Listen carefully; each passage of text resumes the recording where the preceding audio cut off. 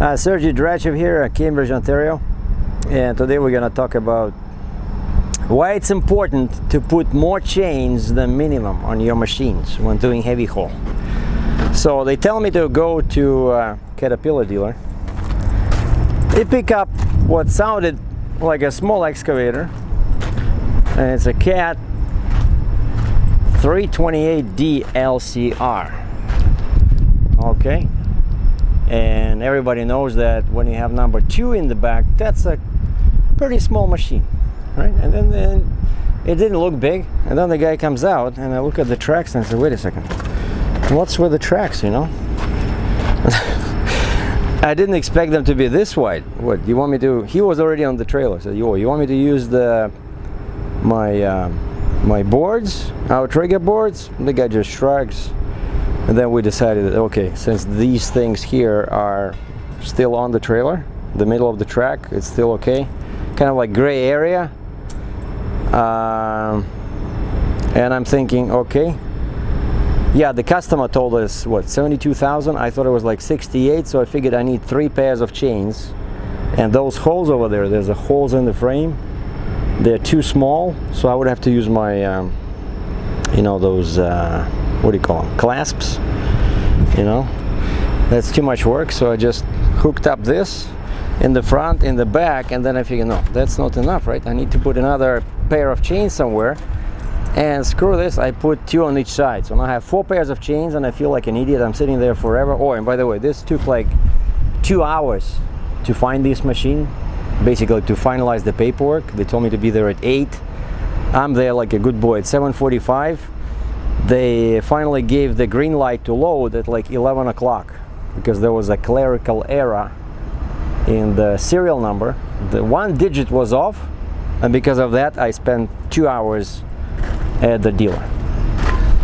But the weird thing happened when I, you know, tried to drive, because, you know, I had a 336 Cat, which to me sounds a much heavier machine. That one was like, what, 86,000 pounds. And I put my axle down, right? So the boom is tied on, everything is cool, right?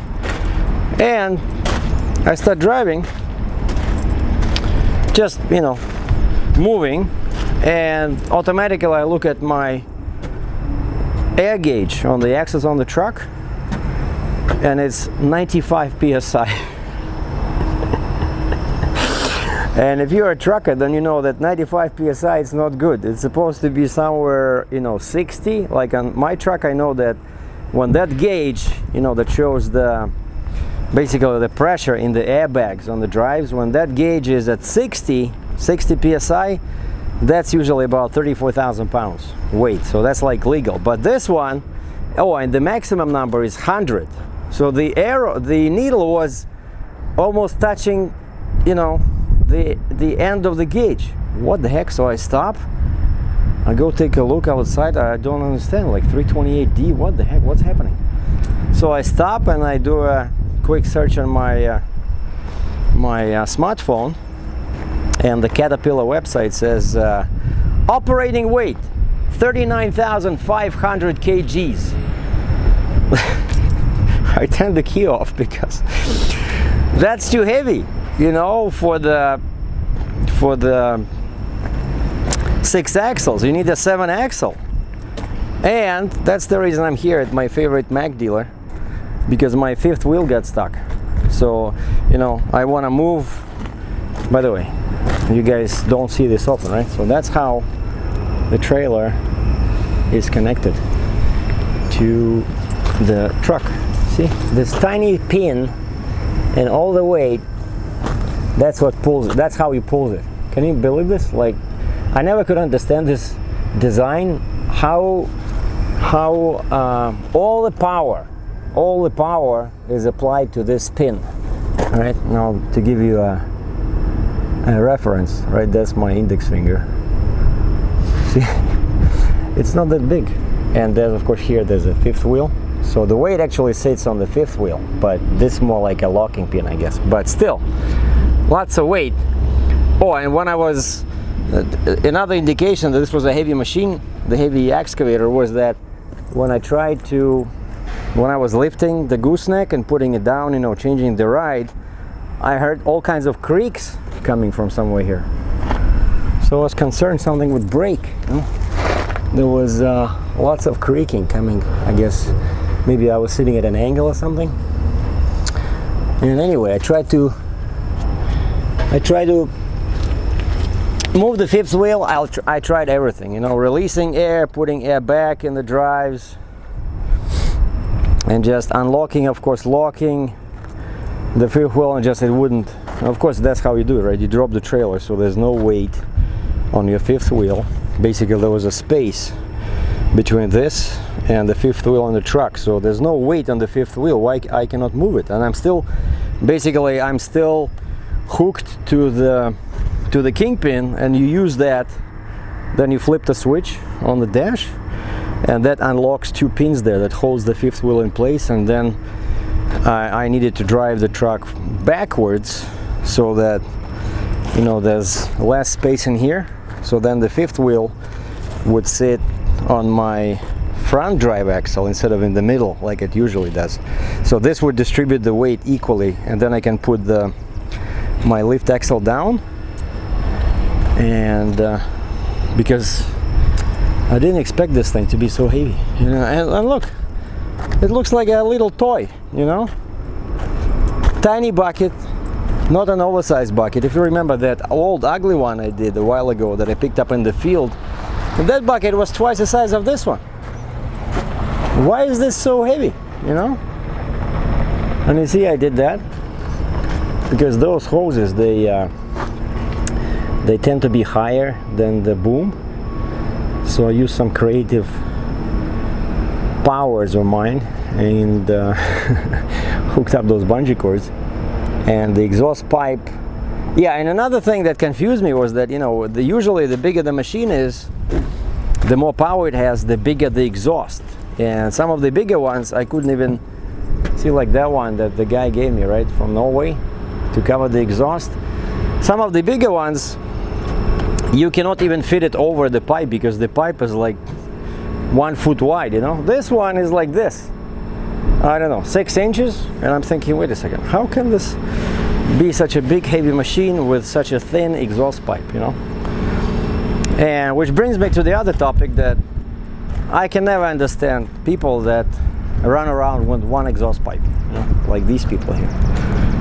I think I can never be friends with the guy who has one exhaust pipe, you know, especially if you do a heavy haul. That's just not serious, you know. See, okay, yeah, that guy, I can be his friend. See, that's the right way to do it. This, it's cheap way to do it. So that must be a fleet truck. But of course nowadays most trucks have just one pipe, you know. And I hope you understand by now my sense of humor, which is telling funny, supposedly funny things with a straight face. So I'm kidding about the dual exhaust, but I do think actually that it does help a little bit with maybe with the power, because right, that's what usually people do when they modify a car. Let's say the most drastic way to add power would be to get rid of the single exhaust coming out of the engine and install, you know, dual pipes on each side of the engine.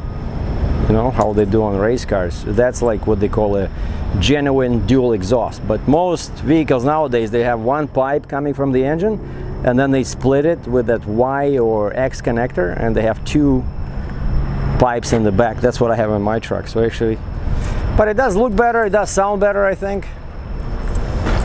And I have the same on in my pickup truck. My pickup truck also has a, you know, kind of a cheating dual system. Cheater. Let's call it dual exhaust cheater. Cheater dual exhaust. Like they have cheater gooseneck, so cheater dual exhaust. And the day today is great. It's very warm. The summer is finally here. I can SERGEI walking like this, and I think my cold is finally going away. My nose stopped running around. So yeah, by the way, that's why my truck is not connected here. because it's in the shop, I called the Mack dealer on the phone on the way from Toronto. You see over there, that's my truck sticking out over there with the oversized load sign.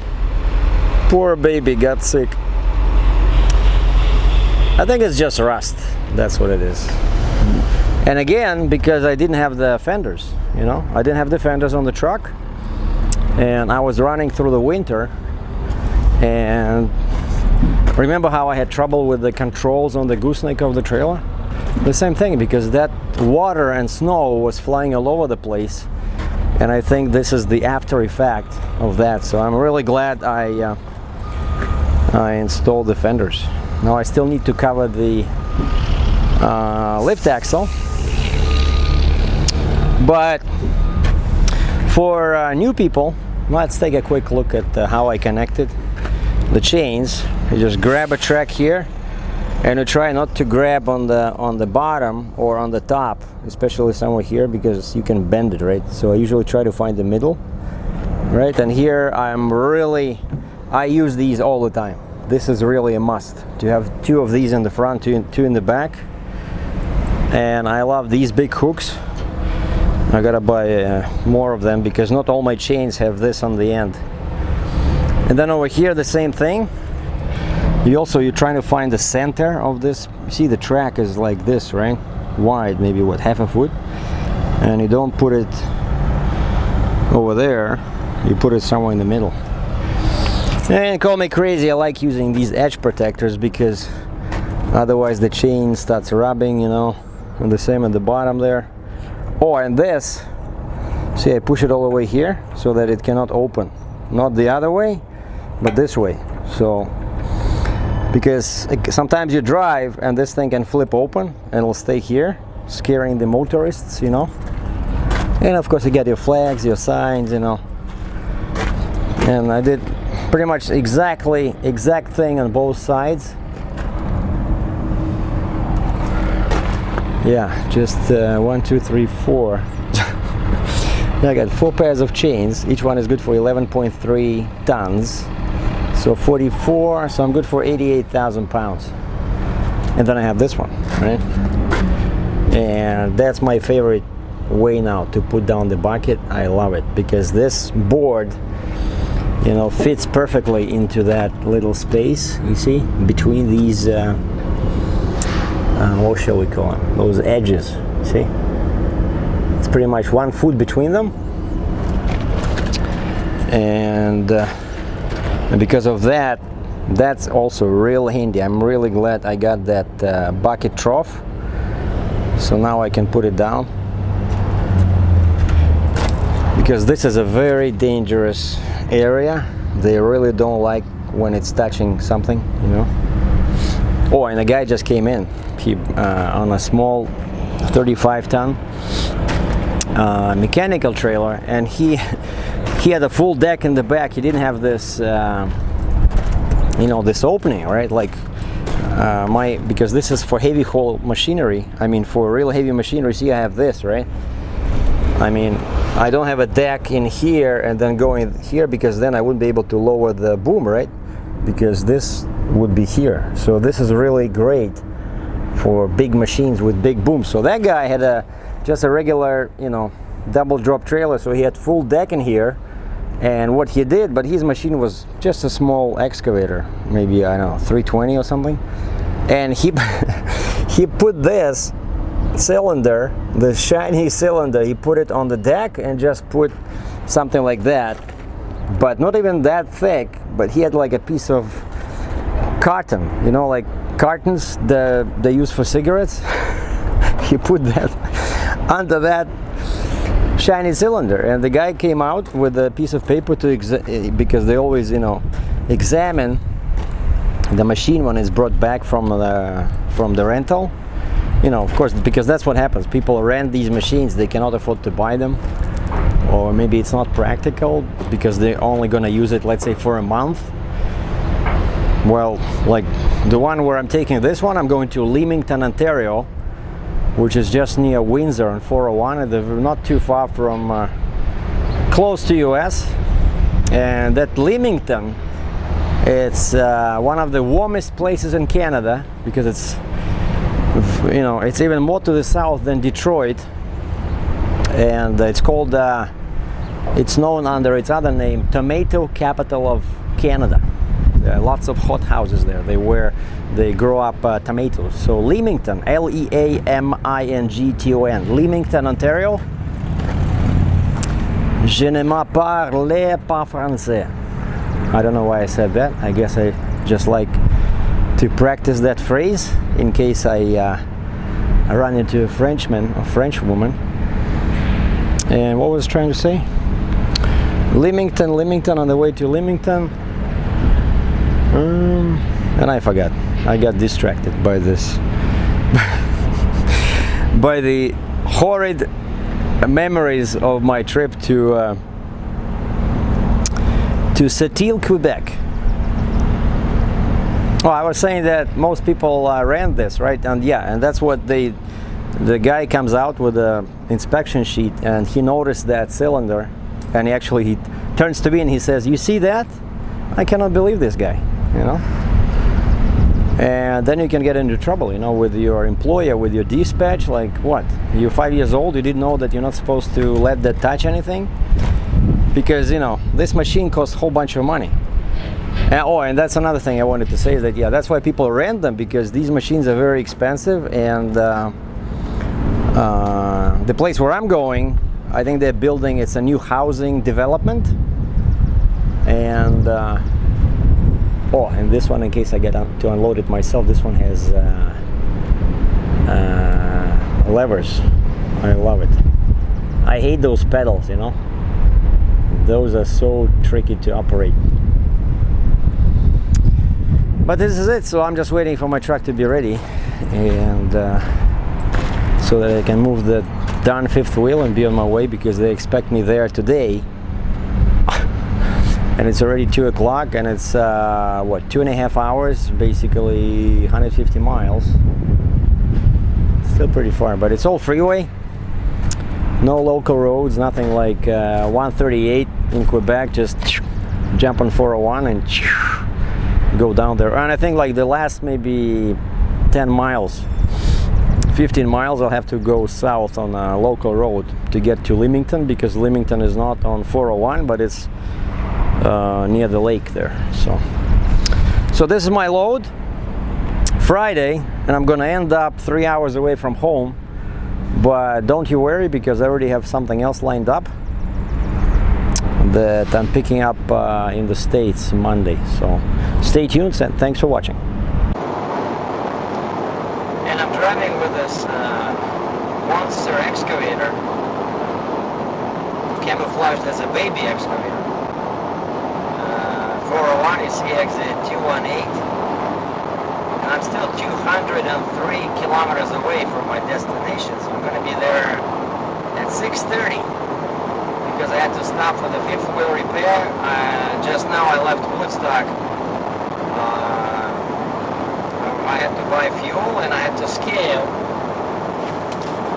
And why I'm recording this is that, you know, the truck definitely pulls better now that I turned the odometer went over 30,000 miles, so I got now 36,912, 36912 miles on the odometer since new, and there is a difference. And of course, I think that fleet air filter helps as well, because this 401 here in Ontario, it's also, you know, not mountains, but still it hills.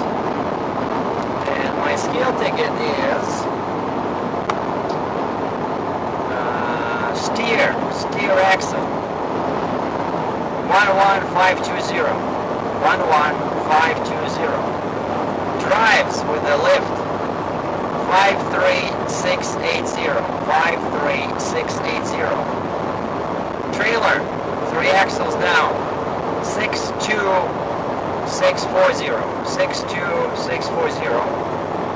And my gross weight with 100% fuel today is 127,840, 127,840 pounds.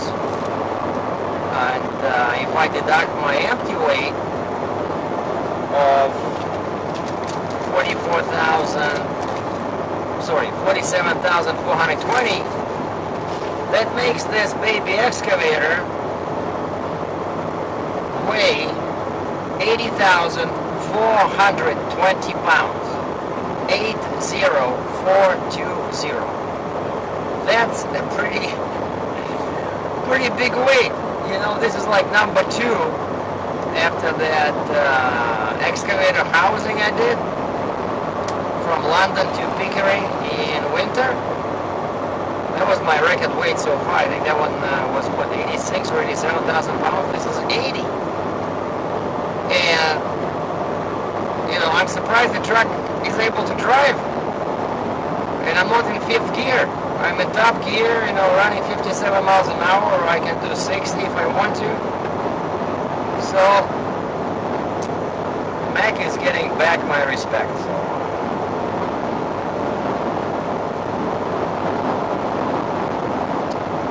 So this is one cool trip.